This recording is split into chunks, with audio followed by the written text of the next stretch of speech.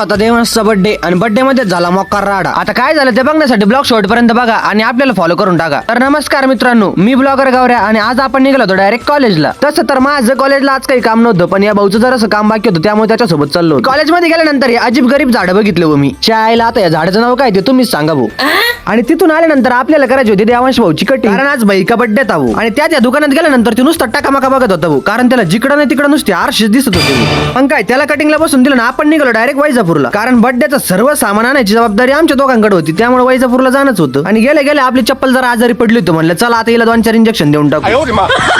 मग काय चपलीचा दवाखाना वगैरे करून आपण आलो होतो आता सायकल घ्यायला, कारण भाच्याचा बर्थडे म्हणलं सायकल हे पहिले गिफ्ट घ्यावाच लागतं. आणि मी तर सगळं गोडाऊन फिरून बघत होतो, तोपर्यंत या भावांचं मस्त पैकी सौदा करायचं काम चालू होतं. आणि इथं तर काय आपलं गणित जुळा ना भाऊ, म्हणलं चलो आगले दुकान पे.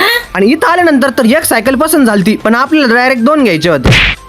मग तर काय डायरेक्ट गोडाऊन मध्ये आलो, तिथं तर डायरेक्ट 3-4 सायकली होते भाऊ. मग तिथून एक मस्त पैकी पसंत करून घेतली. आता सायकली तर घेऊन झालता, पण तरी पण काय मन भरा ना भाऊ, कारण आपला लाडाचा भाषा म्हणलं आणखी काहीतरी घेणं गरजेचं होतं. मग आलो डायरेक्ट खेळणीच्या दुकानात आणि मग तिथून पण डायरेक्ट 2-4 वस्तू घेऊन टाकले भाऊ, कारण तुम्हाला तर माहिती आपला विषयच खतरनाक आहे. आता खेळण्या वगैरे तर सर्व घेऊन झालतं आणि मेन गोष्ट राहिली ती म्हणजे केक. त्यामुळे आम्ही आलो होतो स्वीटच्या दुकानामध्ये आणि मग काय एक स्वीटच्या स्पीड मस्त पैकी नाव वगैरे टाकून केक घेऊन टाकला. आणि आता जो राहिलेला ब्लॉग आहे ना तो आपण पार्ट 2 मध्ये बघणार आहे. तर अशाच खतरनाक ब्लॉग बघण्यासाठी ब्लॉगर गौऱ्याला फॉलो करून टाका. तर भेटूया अशाच नवीन एका खतरनाक ब्लॉग मध्ये. तोपर्यंत राम कृष्ण हरी.